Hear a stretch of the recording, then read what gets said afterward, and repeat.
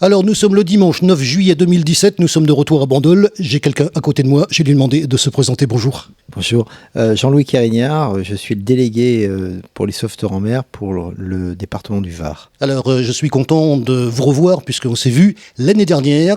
On est là pour un événement bien précis qui a lieu tous les ans. Oui, en fait, on fête la Saint-Elme, une fête pour honorer un saint, et puis une fête pour honorer, je dirais, l'ensemble des sauveteurs en mer, qu'ils soient de Bandol ou de la France entière. On va dire également qu'il y a toujours nos amis de La Ciotat et nos amis de hier, que j'ai vus notamment pendant le boat show.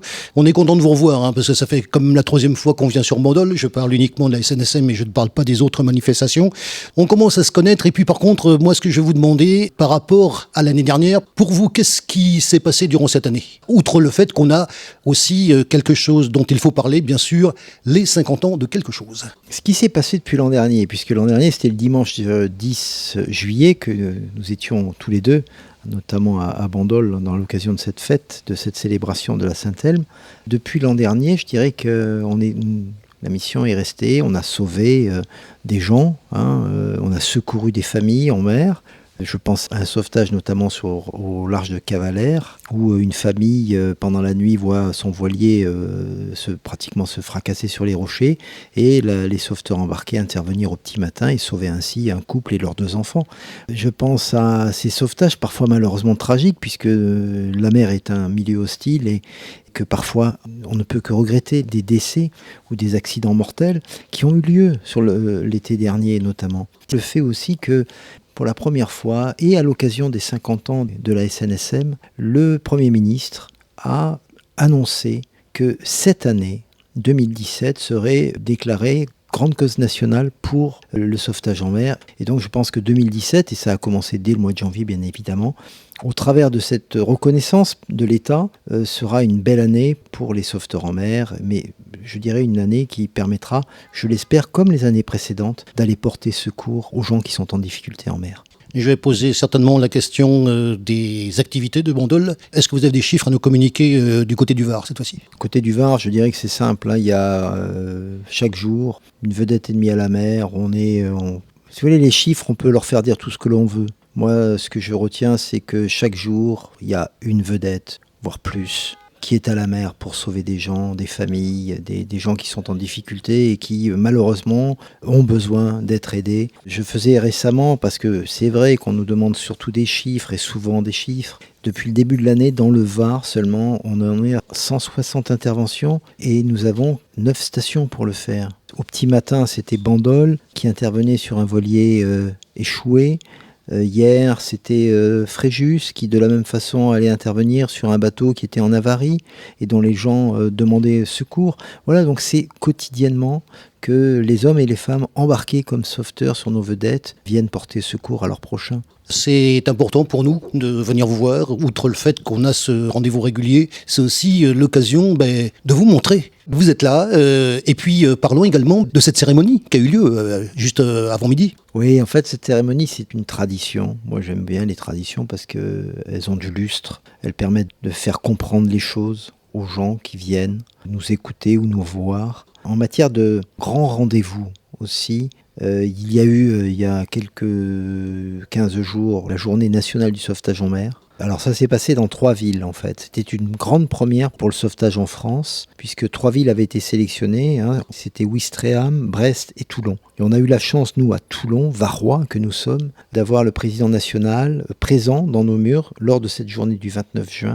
Et le soir, le préfet maritime, donc préfet pour la Méditerranée, avait ouvert sa résidence de façon à honorer ces hommes et ces femmes, sauveteurs embarqués ou nageurs sauveteurs, qui se livrent sans compter, n'écoutant que leur conscience pour aider les autres. Et très prochainement, puisque c'est la semaine prochaine pratiquement, on aura l'honneur en fait d'être présent sur les Champs-Élysées, puisque lors du défilé du 14 juillet, il y aura un groupe de sauveteurs et de nageurs appartenant à la SNSM qui seront présents tout près de la tribune officielle, de la tribune du président de la République, pour montrer le plus beau visage de ces sauveteurs à la France entière. Alors à l'occasion de cette campagne d'information, qu'est-ce qu'on peut dire sur les dons? Cela a été explicité par notre président national, largement, au travers des nombreuses interventions qu'il a faites sur l'année écoulée. Aujourd'hui, la Société nationale de sauvetage en mer qu'on appelle de plus en plus, si vous voulez, sauveteurs en mer. Et pourquoi ? Parce qu'on a toujours, au travers de cette appellation de SNSM, l'impression qu'on est une institution étatique. On est une administration, mais ça n'est pas le cas. C'est-à-dire que la SNSM, ce sont des bénévoles qui quittent leur travail. C'est vrai qu'il y a des retraités parmi eux et qui ont plus de disponibilité, mais autrement les autres, comme moi, qui assurent les fonctions de délégué, je prends sur mes congés payés pour intervenir, apporter mon obol, apporter mon énergie aux sauveteurs en mer. Mais je me mets à la place, si vous voulez, de gens qui sont employés dans la vie active. Eh bien, il faut qu'ils aient l'accord de leur employeur pour pouvoir intervenir en mer. Mais intervenir en mer, c'est aller pendant quelques heures, parfois 5, 6, 8 heures, que ce soit de jour ou de nuit, porter secours à une personne en difficulté. Ces gens-là, en fait, ils ont besoin de l'aide et du soutien de l'ensemble de la population française. Parce que ce dont on s'aperçoit, et le président de la Gorse l'a plusieurs fois relevé, c'est qu'en fait, en l'espace de 30 ans, les subventions directes en provenance de l'État pour soutenir cette association reconnue d'utilité publique, malheureusement, ont fortement chuté. Et qu'aujourd'hui, on tourne autour de 8% en investissement direct de la part de l'État, ce qui est profondément insuffisant. C'est-à-dire que nos sauveteurs, hommes et femmes, embarqués, nageurs sauveteurs, ont besoin du soutien de privés, de gens qui, bien sûr, on pense aux plaisanciers, mais plus largement à l'ensemble de la population française. Nous sommes une entité reconnue d'utilité publique, ce qui veut dire qu'on a des avantages fiscaux au travers des dons qu'on pourra faire. Ce qu'il faut comprendre, c'est que c'est une association tout à fait originale et tout à fait particulière. Parce qu'elle vient faire un travail qui, en principe, est dévolu à l'État, qui est du ressort complet de l'État. Et j'en veux pour preuve qu'on est envoyé en mission, qu'on reçoit nos ordres de l'État, mais qu'en revanche, je dirais, l'État ne subvient qu'à 10% de nos frais. Les frais, pour vous donner un ordre de grandeur, les frais, ils sont énormes et ils le sont de plus en plus. Pas qu'en termes de fonctionnement, mais surtout en termes d'investissement. Une vedette aujourd'hui, et je peux en parler, puisque dans ma juridiction varoise, 9 stations, nous allons remplacer avant la fin de l'année la vedette de Bandol. C'est un coût qui avoisine les 1 million d'euros. 2 ans plus tard, il faudra remplacer le canot Toutan de Saint-Tropez. C'est un coût qui avoisine les 1,5 million. Ce sont des investissements lourds. Alors bien évidemment, il faut préparer en amont pour pouvoir acquérir ces moyens. Mais ces moyens, d'un autre côté, un moyen n'a pas une longévité exceptionnelle. C'est-à-dire que nos vedettes, à 30-35 ans, il faut les changer. Parce qu'après, les entretiens, les possessions sont beaucoup trop onéreuses, donc il faut les changer. D'autant que les moyens, les optionnels que l'on doit mettre embarqués à bord sont eux également à moderniser. Donc on est face à cette quadrature, je dirais, du cercle malheureuse qui fait que d'un côté, on a un État qui se désengage, alors que la mission que nous exécutons est régalienne, et de l'autre côté, on a des moyens, tant en matériel qu'en personnel, parce qu'il faut les former, qui croient. On va revenir bien sûr sur la manifestation qui nous intéresse puisqu'elle continue ici à côté de la station de Bandol. Les choses réjouissantes, je pense, c'est l'arrivée avant la fin de l'année 2017 de la nouvelle vedette de Bandol, beaucoup plus performante, qui viendra remplacer le Saint-Elme actuel,